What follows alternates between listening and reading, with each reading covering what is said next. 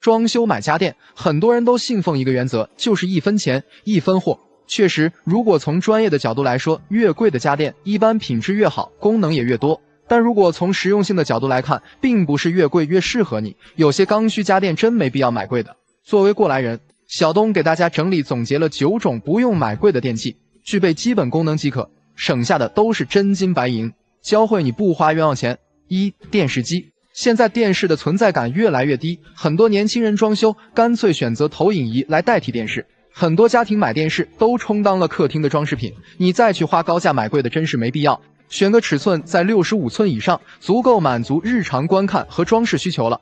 至于画质区别，对于普通人也很难分辨出来。真想提升体验感，不如花个几百块买个回音壁来提高电视的音质。选购建议推荐国产品牌海信或 TCL， 预算4000以内机型，日常使用完全够用。2. 净水机。花大几千买个国外的品牌或是品牌专用滤芯，都是在交智商税。市面上的净水机只有 RO 反渗透可以达到直饮的标准，它的核心就是 RO 膜，价格在1000多2000以内的就可以，过滤出来的水质和高端的净水机没啥区别。滤芯必须买通用的，不然每年都得花高价换滤芯。选购建议家用净水器建议2000元以内的，不用考虑什么品牌，认准 RO 反渗透滤芯技术，通量在 2.5 升以上，额定净水量不低于5000升就完全够用。3. 分体空调。现在的分体空调基本都是变频的，功能和制冷效率相差都不大，真没必要买太贵的。特别是立式柜机，溢价都在外观设计上，又是显示屏又是流线型，本质上其实都没区别。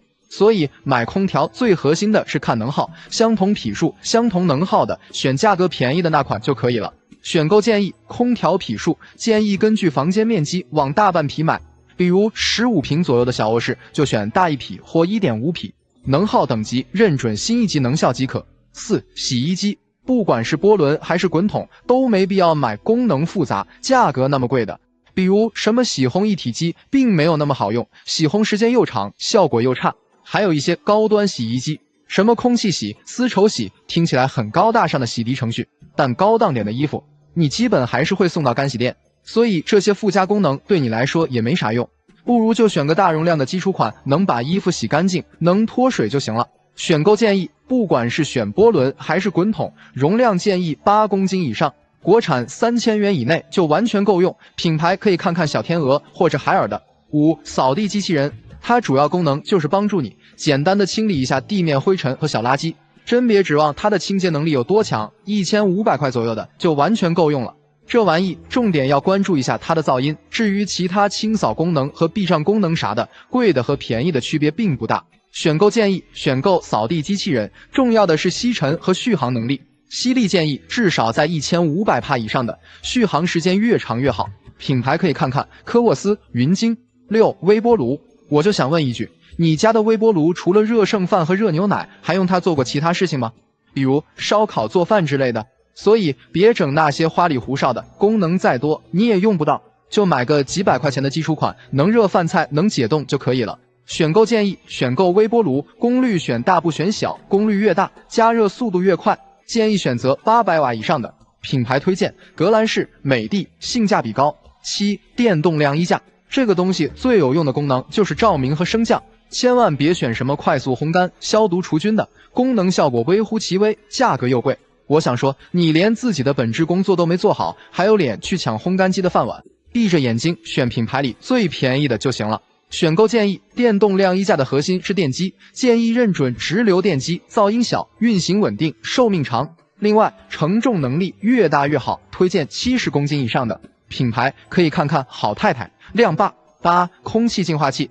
这东西真没一点技术含量，说白了就是一个风机加几层过滤网，它和新风机性质不同，它只是把室内的空气吸进去，过滤效果根本没有商家宣传的那么神奇。你想啊，室内空气再过滤能有多大改善？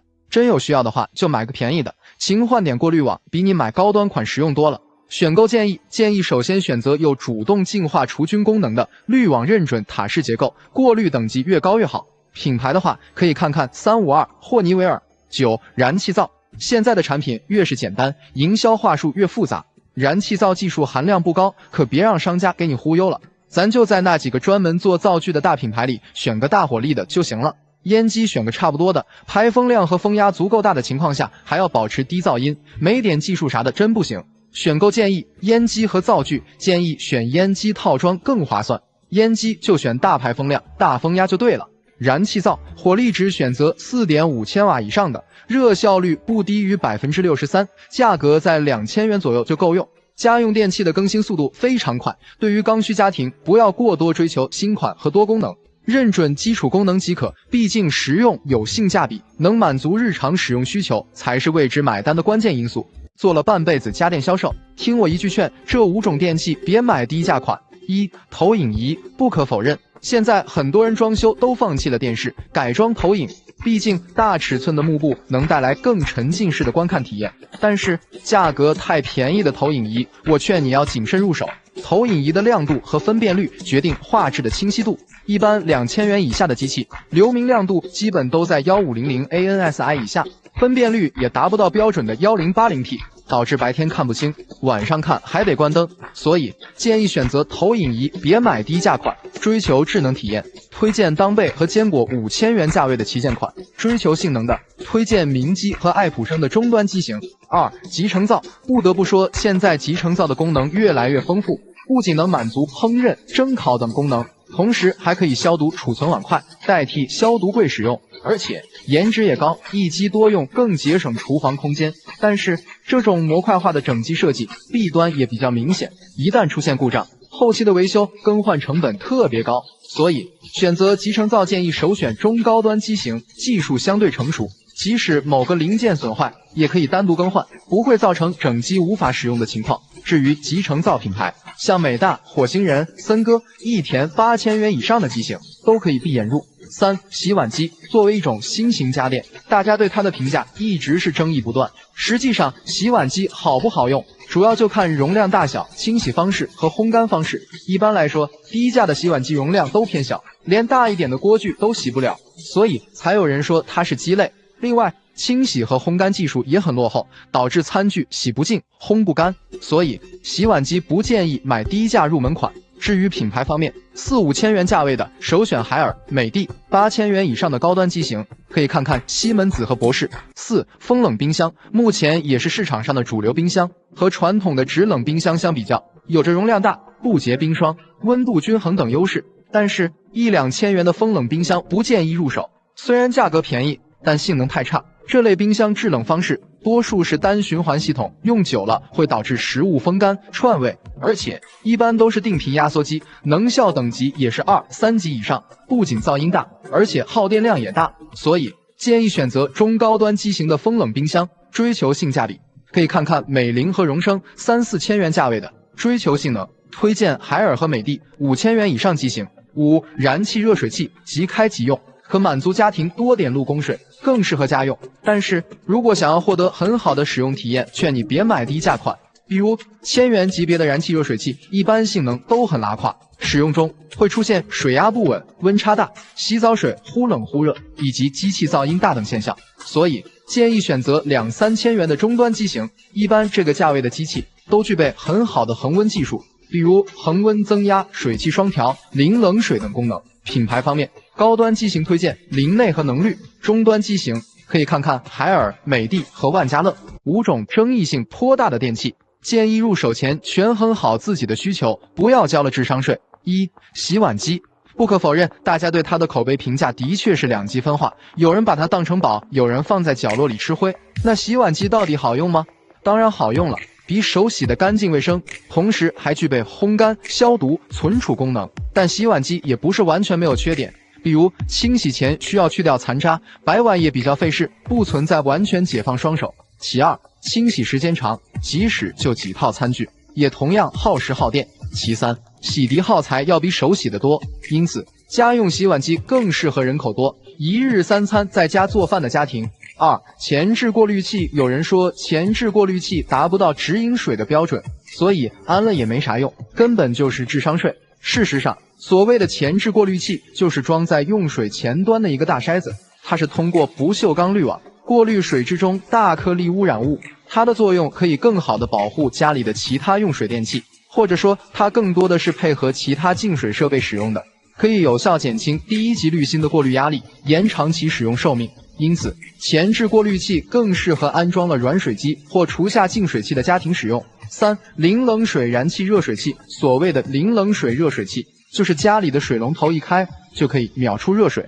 但是大家对它的看法同样是各有不同，这主要是因为零冷水热水器优缺点并存。用零冷水的优势是省水，但既费气又费电；不用零冷水，缺点是费水，但省气又省电。同时，要想实现零冷水功能，安装时还要预留回水管，安装耗材大，成本高。所以做零冷水不是必需品，它是花钱提高舒适度的电器。因此，零冷水热水器更适合房子面积大且不差钱的家庭。4. 集成灶。集成灶说简单点，它就是一种新式的厨房电器组合，不仅具备传统的烟机、灶具功能，同时还有消毒柜、蒸烤箱。它最大的优势在于一机多用，更节省厨房空间，而且相比于传统烟机，它的油烟吸净率也更高。但是它之所以没有完全取代传统烟机，主要是因为它的售价比较贵，主流产品基本都在10000元以上。其次，因为是模块化设计，也就导致它的安装和维修成本也高，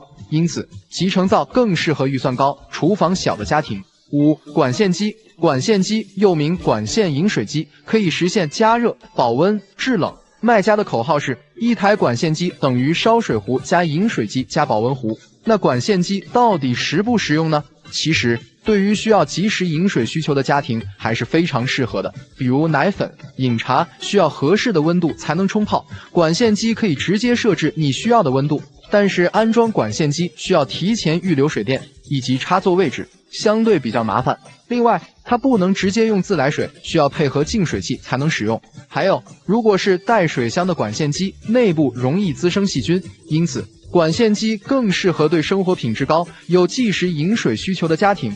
家用电器是每个家庭都离不开的刚需，买对了可以提高生活品质，买错了不仅用着糟心，还会给生活平添烦恼。为了让朋友们在选购电器时少踩坑、少花冤枉钱，这一期小东就给大家总结5种正处在淘汰边缘的家用电器，有些是因为自身缺陷太多，有些是技术发展所致。不管是哪种原因，劝你捂紧钱包，别再入坑了。1. 定频空调。现在正处在炎热的夏季，空调自然迎来了它的抢购高峰。对于近期有选购空调的朋友来说，不知道大家发现没有，市场上的定频空调越来越少了。即使有在售的定频空调，也多数是进口机型，而国产品牌几乎都是以销售变频空调为主。虽说定频空调在价格上以及售后维修方面有一定的优势，但还是被市场无情的淘汰了。究其原因，还是自身缺陷导致的必然结果。首先，耗电量大，这是个不争的事实。因技术原因，定频空调在运行中会频繁启停，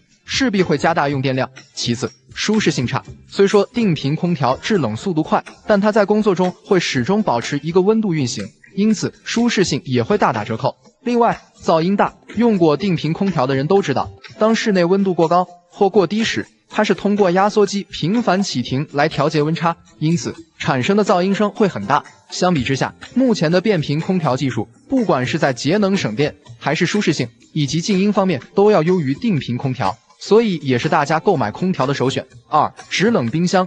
冰箱就制冷方式来说，分为制冷和风冷2种。过去家家都是制冷冰箱，一用就是7、8年，自然有它独特的优势，比如性能成熟、故障率低、节能省电、价格便宜。但是现在市场的制冷冰箱虽说没被完全淘汰，但购买的人却越来越少了。至于为什么大家都不愿意买制冷冰箱了，我也给大家分析了几点原因。第一，制冷容积小，由于技术上的障碍，导致制冷空间有限，所以制冷冰箱有效制冷容积在300升以下，冰箱的容量小，注定无法满足多数家庭的囤菜需求。第二，制冷温度不均衡，因为制冷冰箱是动力制冷，制冷效率不平衡，常有食材冻伤或变质的现象。第三，冰箱内太容易结霜，制冷冰箱的结构是蒸发器直接暴露在外，会导致冰箱内结霜，而且不定期清除的话，冰霜会越积越厚，影响正常使用。综上所述，这些也是大家不愿意再购买制冷冰箱的根本原因。而反观技术升级的风冷冰箱，不仅容量大，而且制冷均衡效率高，更好地满足了家庭生活的使用需求。3. 水槽式洗碗机。随着人们生活水平的提高，家用洗碗机在中国家庭中的普及率也是越来越高。其中，水槽式洗碗机不仅兼具水槽和洗碗功能，而且能洗果蔬，拿取碗筷不用弯腰，在前些年可以说是销售火爆。但是，很多购买水槽式洗碗机的家庭，在使用后发现根本不实用，自身的弊端还真不少，所以也就导致了它跌下神坛，慢慢进入了被淘汰的边缘。说到水槽式洗碗机的自身缺点，我总结了以下几个方面。第一点，容量偏小，清洗餐具的空间有限，这就导致它的实用性很差。大点的锅具放不下，碗碟稍微多点，要么排队洗，要么手洗，不能彻底解放双手，很鸡肋。第二点，技术落后，不能存储碗筷。虽然水槽洗碗机能满足基本的洗烘需求，但多数不具备消杀除菌性能，导致洗完的餐具不能存放，不及时取出会产生异味，滋生细菌。第三点，占用台面空间，维修麻烦。水槽洗碗机体积较大，会严重压缩操作台空间，对小厨房并不友好。而且，水槽一体式的维修成本也高。除此之外，水槽洗碗机的售价也不低，动辄5、6千的价格，还不如去买一台实用性更高的嵌入式洗碗机。不仅容量大，功能多，而且性能技术更成熟，自然就取代了它的地位，成为了洗碗机的主流产品。4. 洗烘一体机，很多人买洗烘一体机，就是觉得它更节省空间，然后又能洗衣，又能烘干，应该很实用。但是买回家之后才发现，理想与现实差距很大，纷纷吐槽当了冤大头。其实出现这种情况也并不奇怪，市面上一些低端的洗烘一体机，虽然价格便宜，但技术方面也较为落后，无法满足大家的使用需求，被淘汰也是在情理之中。就比如被大家诟病最多的地方，无外乎有以下几个方面。首先，烘干容量小，洗烘一体机的烘干容量一般只有洗衣容量的3/2，如果超出的话，就会出现衣物潮湿、烘不干的情况。其次，干衣效果差，低价的冷凝式洗烘一体机烘干效果较差，干燥后的衣物缩水严重，还皱巴巴的。另外，耗时比较长，因为一体机的烘干电机小，容量小，这就导致干衣速度慢，耗时耗电是避免不了的。此外，多数洗烘一体机没有绒毛过滤功能，长期使用内桶会滋生大量细菌，影响健康。因此，建议有衣物烘干需求的家庭首选独立式的热泵干衣机，虽说价格略贵，但烘干衣物效率高，实用性更佳。5. 激光电视，激光电视与传统的液晶电视相比，尺寸更大，与家庭投影仪相比，颜值更高。得益于这2点优势，曾经也深受人们的青睐和追捧。但是好景不长，经过这些年的市场检验后，产品的不足之处和缺陷也显露出来，因此也逐渐被推到了淘汰的边缘。其实在我看来，激光电视很大程度上只能被当作发烧友的玩具，不可能普及。接下来我来说一下它的缺点，你就明白了。1. 画质效果差，虽然被叫做激光电视，但它并不是电视，只是个能发声的短焦投影机，所以画质方面自然和液晶电视比不了，万元以上的产品还不是真 4K。2. 抗光性差，见光死，激光电视被吹嘘的护眼，其实就是为了遮盖对比度差、亮度低的缺点，特别是环境光亮的时候，画质效果会大打折扣，比如白天看还得拉上窗帘。3. 更伤眼睛，虽然激光电视没有直射，对眼睛刺激小，但其实为了提高画质效果的抗光屏幕，亮度却一点不低，反而对眼睛伤害更大。此外，像投影仪通常都有的噪音大、寿命短、性能不稳定的毛病，激光电视也一个不落，而且动辄几万的价格真的毫无优势可言。总而言之，如果想追求大屏的体验，还是建议首选75寸以上的液晶电视，画质好、清晰度高，而且价格也实惠，品牌机也不过4、5千元。好了，说到这儿，相信大家也就明白了，为什么以上这5种家电会被淘汰。归根结底，多数是因为自身的缺陷导致无法满足人们的使用需求，所以最终会被市场淘汰。在我看来，也只是时间早晚的问题。家电行业做了10几年，来告诉你9种家用电器没必要买贵的，帮你少花冤枉钱。1. 分体空调，现在的分体空调基本都是变频的，功能和制冷效率相差都不大，真没必要买太贵的。特别是立式柜机，溢价都在外观设计上，又是显示屏，又是流线型，本质上其实都没区别。所以买空调最核心的是看能耗，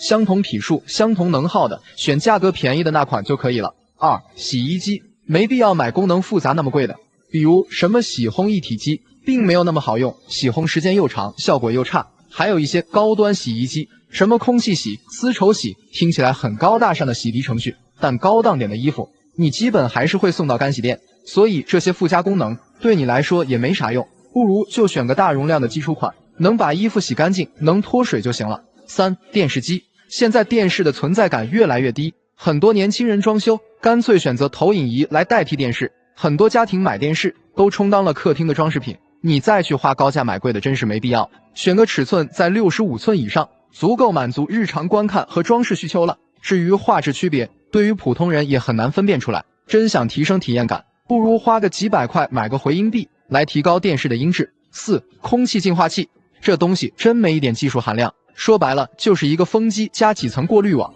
它和新风机性质不同，它只是把室内的空气吸进去，过滤效果根本没有商家宣传的那么神奇。你想啊，室内空气再过滤能有多大改善？真有需要的话，就买个便宜的勤换点过滤网，比你买高端款实用多了。5. 净水器，花大几千买个国外的品牌，或是品牌专用滤芯，都是在交智商税。市面上的净水机只有 RO 反渗透可以达到直饮的标准，它的核心就是 RO 膜，价格在1000多、2000以内的就可以，过滤出来的水质和高端的净水机没啥区别，滤芯必须买通用的，不然每年都得花高价换滤芯。6. 扫地机器人，它主要功能就是帮助你简单的清理一下地面灰尘和小垃圾，真别指望它的清洁能力有多强，1500块钱左右的就完全够用了。这玩意重点要关注一下它的噪音，至于其他清扫功能和避障功能啥的，贵的和便宜的区别并不大。7. 微波炉，我就想问一句，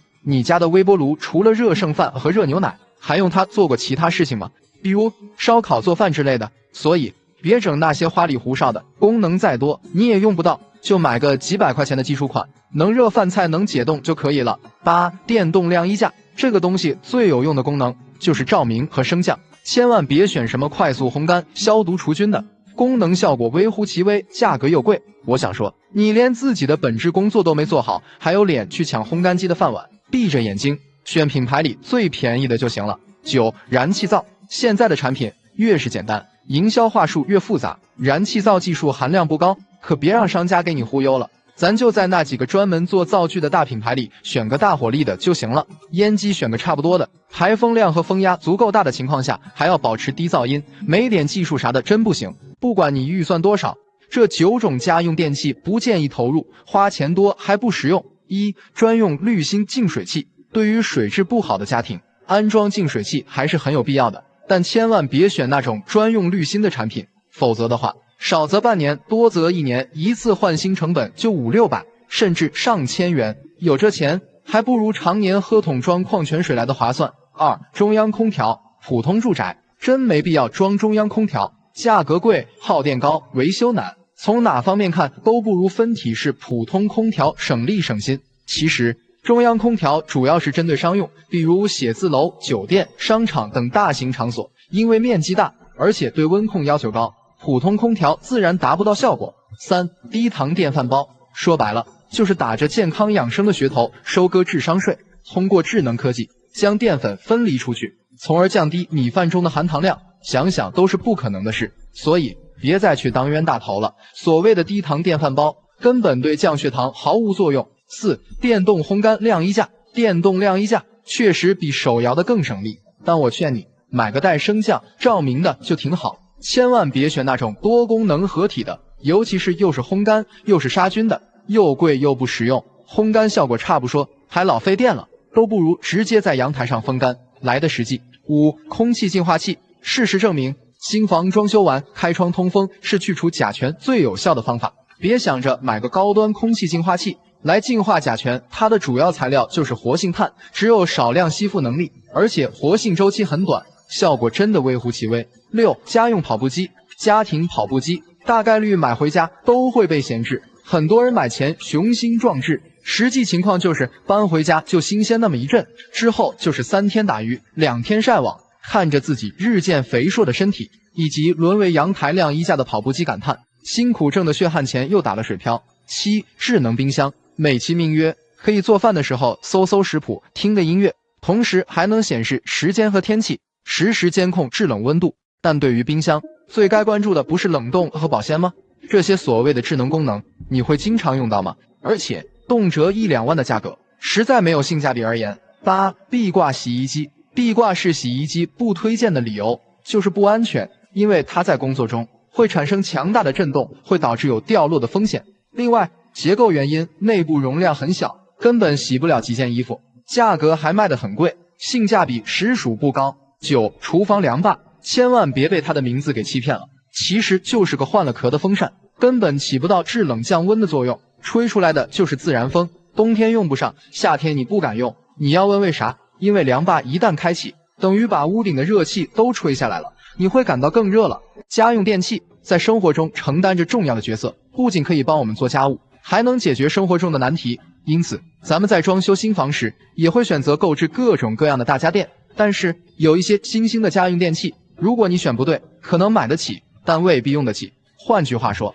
就是产品本身并不贵，但在使用的过程中，它的能耗和耗材非常高。本期小东就和大家说5种买得起可能用不起的家电产品，如果不是富裕家庭，还是劝你谨慎入手。1. 洗碗机。洗碗大概是年轻人最不爱做的家务之一，洗碗机的诞生帮助我们从繁重的家务中解脱出来，对懒人来说更是福音。不可否认，用洗碗机代替手动洗碗，碗筷不仅洗得干净卫生，而且还能解放双手。纵观国内的洗碗机市场，这些年也卖得风生水起，而且国内的洗碗机产品也是越来越成熟，基本3、4千元就能买到一个功能齐全的洗碗机。但是很多人购买时往往会忽略到它日后的耗材问题，比如洗碗机日常使用中必须要用到软水盐、漂洗剂以及洗碗液或洗碗筷，这些耗材加一块，每次洗碗的费用大概也需要2、3块钱。虽然看似不多，但日积月累也是一笔不小的开支。尤其是一些高端的洗碗机，还要配合专用的洗碗凝珠使用，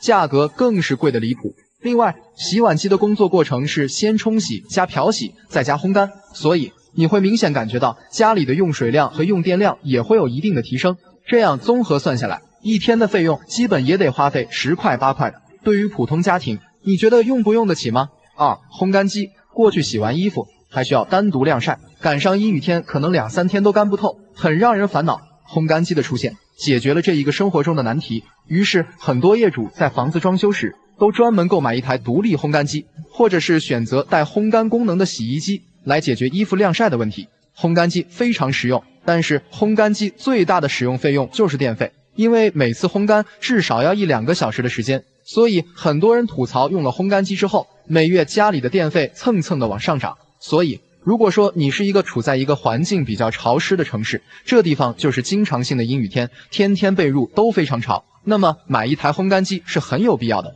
至少可以提高生活质量。或者你不在乎每个月多出的这个180块的电费，也可以考虑。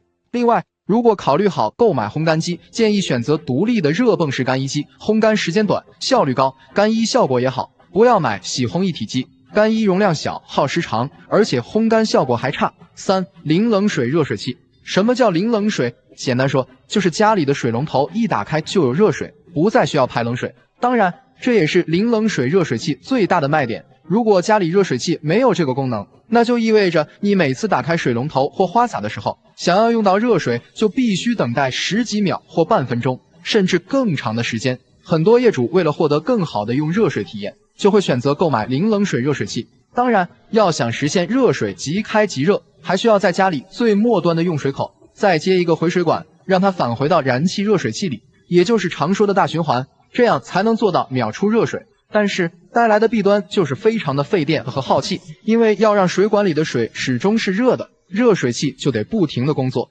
这也让很多业主吐槽，用了零冷水热水器，每月燃气费至少要增加300、500元。当然，现在一些高端的零冷水热水器也有提前预约，或是设置时间段去循环，还有手动循环或者脉冲式循环，确实可以做到节能省气，但也失去了冷凝水的本质。4. 净水器。随着人们生活水平的提高，大家对于家庭饮水健康也越发重视，于是很多业主会选择在家里安装净水设备。其实净水器的价格并不贵，比如就拿厨下净水器来说，一般大品牌的也就1、2千元左右。对于这个价格，大家还是普遍都能接受。但是这种净水器想要始终保持水质干净，还需要定期去更换滤芯。它比如活性炭的，有 PP 棉的，还有RO 反渗透的，有些朋友觉得花2000块钱左右买一个净水器没什么负担，但是等用上了才知道，每年换滤芯的费用还要700-800。我之前还遇到过业主对净水器不懂，不小心买了某品牌的微滤机产品，